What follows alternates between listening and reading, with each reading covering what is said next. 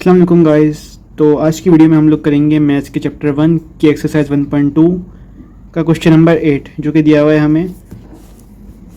Find real and imaginary parts of each of the following by using any method. तो इसका हम 6th part करेंगे क्योंकि 6th part सबसे लेंदी और सबसे कॉम्प्लिकेटेड है। बाकी पार्ट तो ईजी हैं। अगर आप लोगों ने ये वाला कर लिया ना तो आप लोगों को सारे पार्ट आ जाएंगे। और मैं आप लोगों को बता दूं, देखिए मैंने अपने पास लिखा हुआ भी है। ये क्वेश्चन जो है ये बोर्ड के एग्ज़ाम के लिए मोस्ट इंपॉर्टेंट है शॉर्ट सेक्शन में आने के लिए। इस सवाल का बहुत चांस है कि ये बोर्ड के एग्ज़ाम में शॉर्ट में आ जाए। This question is most important, तो इसकी प्रैक्टिस प्लीज़ करिएगा। और अभी जो मैं समझाऊंगा वो गौर से समझ जाएगा, गौर से समझिएगा, गौर से वीडियो देखिएगा और फिर प्रैक्टिस ज़रूर करिएगा, वरना आप भूल जाएंगे। तो भाई अब हम लोग सोल्यूशन शुरू करते हैं। और आप लोगों को मैं बता दूँ कि भाई जब भी पावर माइनस में हो ना तो माइनस में पावर अच्छी नहीं लगती। तो हम लोगों को अगर उसको हम चाहते हैं कि वो अच्छी लगे पावर, तो हम लोग उसको माइनस से करेंगे प्लस में चेंज। और पावर किस तरह चेंज होती है प्लस में, तो उसको अपॉन में ले जाएं। जैसे अभी ये -2 है ना, तो ये अपॉन में जाके हो जाएगी +2। आप देखिएगा 3 + 4 आयोटा = 5 आयोटा -4, तो ये हो गया प्लस में। सही है। अब हम लोगों को क्या करना है, हम लोगों ने ये अपॉन में ना टर्म्स 3 + 4 आयोटा अपॉन 5 आयोटा -4, तो हम लोगों ने इन दोनों के ऊपर ब्रैकेट रखना है, लेकिन अलग अलग ब्रैकेट, और दोनों के ऊपर अलग अलग स्क्वायर करना है। वो किस तरह होंगे मैं आप लोगों को दिखाता हूँ। ये ऊपर वाला वन तो ऐसे ही था, बेचारा मासूम सा है वन, तो ये ऐसे हो गया 3 + 4 iota square upon 5 iota -4 square. हमने बस ये किया कि हम लोगों ने इनको कर दिया अलग अलग, सेपरेट कर दिया, जाके ये लोग इनको हम सॉल्व कर सकें। तो अब आप लोग गेस करें यहाँ पे कौन सा फॉर्मूला लग रहा है। मेरे ख्याल से तो सारे बच्चों ने गेस कर ही लिया होगा कि यहाँ पे लग रहा है a + b² = a² + 2ab + b², और यहाँ लग रहा है a - b² = a² - 2ab + b²। तो हम लोग उन दोनों फॉर्मूलों को पुट करेंगे। तो किस तरह आप लोग देख लें आप। सो a² + 2ab + b², ये मैंने फॉर्मूले में वैल्यूज़ पुट की हैं। सही है। और वन बेचारा बैठा हुआ मासूम देख रहे क्या चल रहा है नीचे। तो अब नीचे हम लोग करेंगे a - b², मतलब फॉर्मूले में values put a² - 2ab + b²। थोड़ी सी गंदगी होगी उसके लिए सॉरी। तो अब हम लोग इसको और आगे तक सॉल्व करते हैं। वन बेचारा ऊपर ऐसे ही रहेगा, उसका कुछ काम नहीं फ़िलहाल। ओके, तो 3 का स्क्वायर होता है 9 एंड 2 3 = 6 एंड 6 4 = 24। तो 24 आयोटा + 4 आयोटा स्क्वायर, तो आयोटा स्क्वायर होता है -1 और 4 का स्क्वायर होता है 16। तो पहले तो हम लिखेंगे इसको 16 आयोटा स्क्वायर, फिर बाद में आयोटा स्क्वायर को हम -1 में चेंज कर देंगे। वो आप देखिएगा, वो इस स्टेप में नहीं होगा, वो आगे जाके होगा। और अब देखें कि 5 आयोटा का स्क्वायर क्या होगा, 25 आयोटा स्क्वायर, और फिर 2 5 = 10, 10 4 = 40, तो ये हो गया -40 आयोटा। और 4 का स्क्वायर क्या होता है 16 सही है। अब हम लोग यहाँ पे इस तरह लिख लेते हैं कि आयोटा स्क्वायर = -1। ये बड़ा ज़रूरी है क्योंकि अगर आप लोगों ने ये नहीं किया ना तो फिर बोर्ड का चक्कर हो जाएगा नाराज़। ये बड़ी इंपॉर्टेंट चीज़ है, ये सवाल की प्रेजेंटेशन का हिस्सा है, तो ये ज़रूर करिएगा। इस तरह बताइएगा कि यहाँ पे आयोटा स्क्वायर है तो इसकी ये वैल्यू है, यहाँ पे आयोटा है तो इसकी ये वैल्यू है।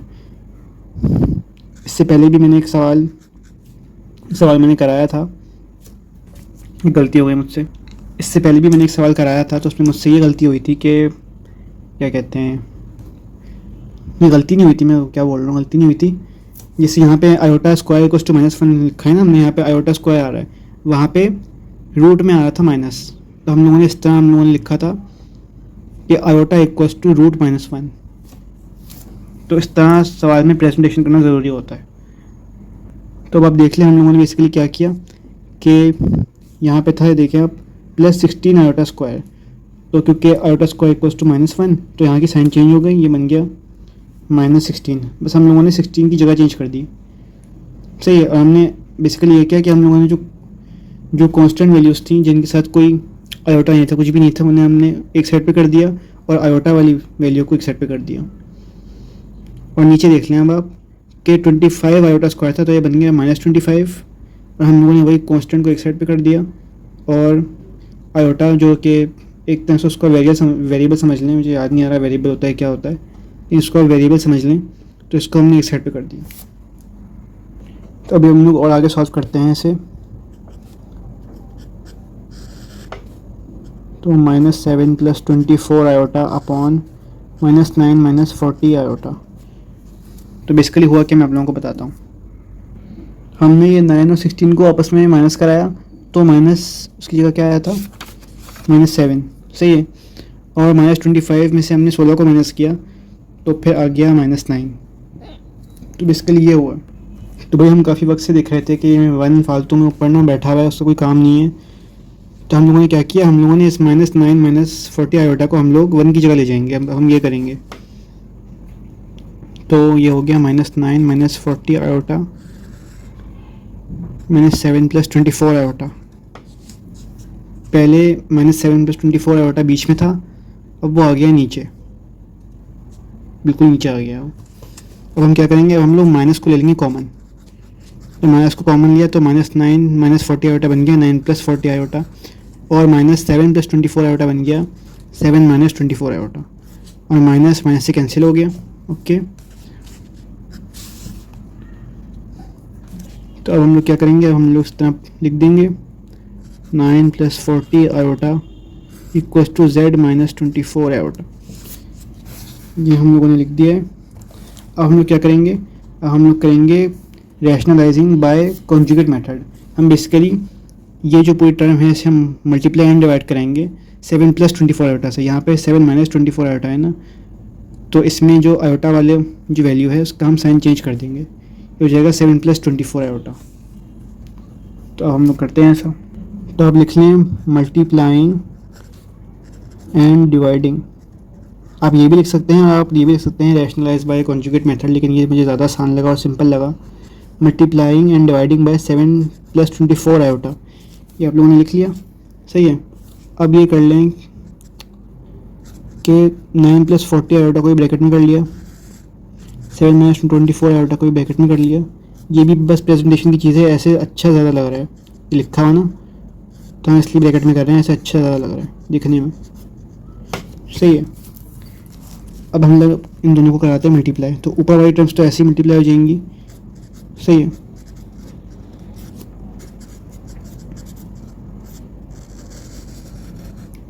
कि नीचे वाली जो है ना टर्म्स, उनमें क्या होगा, अब गेस करें यहाँ पे कौन सा फॉर्मूला लग रहा है। ये समझ लें 7a है और ये 24 आयोटा b है, तो a - b। तो भाई हम लोगों ने क्या किया, हम लोगों ने 9 + 40 आयोटा और 7 + 24 आयोटा को एक साथ लिख दिया, क्योंकि इन दोनों ने मल्टीप्लाई होना है, तो हम लोगों ने इनको एक साथ लिख दिया। और नीचे वाली वैल्यूज़ के साथ ये हुआ है, देखें आप। अब आप ऐसे कर लें कि आप 7 को बना दें a और 24 आयोटा को बना दें b, तो a - b multiplied by a + b। ये कौन से फॉर्मूले में होता है, गेस करें, a² - b²। तो हम लोगों ने बेसिकली फार्मूले को क्लोज, हम लोगों ने a और b को फार्मूले में क्लोज कर दिया। इन दोनों टर्म्स को हम लोगों ने फार्मूले में क्लोज कर दिया, a² - b² = a - b a + b, सही है। अब हम लोगों ने क्या किया, हम लोगों ने 9 को 7 से मल्टीप्लाई कराया तो 63 आया, फिर 9 को 24 आयोटा से मल्टीप्लाई कराया तो 216 आयोटा आया, फिर 40 आयोटा को 7 से मल्टीप्लाई कराया तो 280 आयोटा आया, फिर 40 आयोटा को 24 आयोटा से मल्टीप्लाई कराया तो 960 आयोटा आया। ये 960 आयोटा स्क्वायर आया, सही है। और नीचे 7 का स्क्वायर होता है 49 और 24 आयोटा का स्क्वायर होता है 576 आयोटा स्क्वायर। और आयोटा स्क्वायर का मतलब क्या होता है, -1, मतलब साइन चेंज। तो पहले हम लोग साइन चेंज कर लेते हैं। 63 - 960 + 216 आयोटा + 280 आयोटा। तो भाई ये था +960 आयोटा, यहाँ पे आ गया माइनस, यहाँ से आयोटा हटा, ये हो गया कांस्टेंट। तो हम लोगों ने इसको दूसरा जो कांस्टेंट था 63 उसके साथ लिख दिया। हम लोगों ने कांस्टेंट वाली जो वैल्यूज़ हैं उनको एक साइड पे कर दिया, और आयोटा वाली जिसको आप ऐसा समझ लें कि ये वेरिएबल है, मुझे अभी याद नहीं है वेरिएबल है क्या है, हमने आयोटा वाली वैल्यूज़ को एक साइड पे कर दिया। हाँ ऐसा समझ लें, ऐसा मैं मुश्किल तरीके से आप लोगों को समझा रहा हूँ भाई। बिना आयोटा वाली वैल्यूज़ हैं रियल नंबर्स, ये रियल वैल्यूज़ हैं, और आयोटा वाली वैल्यूज़ हैं इमेजनरी वैल्यूज़। तो इमेजनरी को हम लोगों ने एक साइड पे कर दिया और रियल को एक साइड पे कर दिया। नीचे भी होगा 49 + 576 साइन चेंज।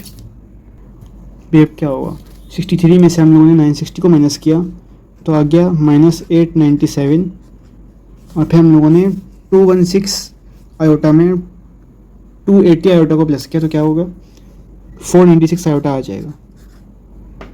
सही है।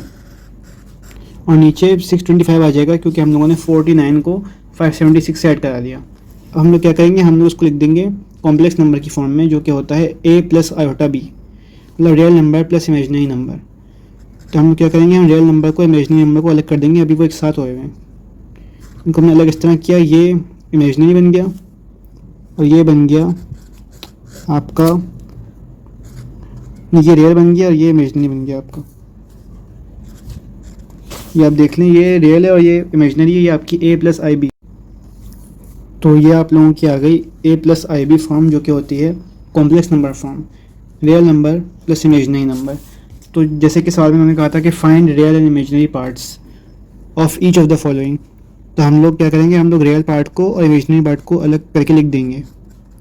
तो -897 डिवाइडेड बाय 625 हमारा रियल पार्ट है, और हमारा इमेजनरी पार्ट मैं लिख दूंगा अब है 496 डिवाइडेड बाय 625। अब आप लोग सोच रहे होंगे मैंने इमेजनरी पार्ट के साथ आयोटा क्यों नहीं लगाया। वो इसलिए क्योंकि इमेजनरी का मतलब भी आयोटा होता है, तो हमें फिर वैल्यू के साथ आयोटा लगाने की ज़रूरत नहीं पड़ती। अगर लगाया तो फिर वो हो जाएगा रॉन्ग और उसका आपके मार्क्स कट जाएंगे। तो यही हमारा पार्ट नंबर 6 था। इसका आंसर आ गया, आप किताब से मैच कर लीजिएगा। And please like, comment and subscribe to my channel. और अगर आप लोगों को कोई भी फीडबैक शेयर करना हो तो प्लीज़ ज़रूर शेयर करिएगा। कोई चीज़ समझ ना आए तो ज़रूर पूछिएगा, मैं ज़रूर आप लोगों को जवाब दूँगा। अल्लाह हाफ़िज़।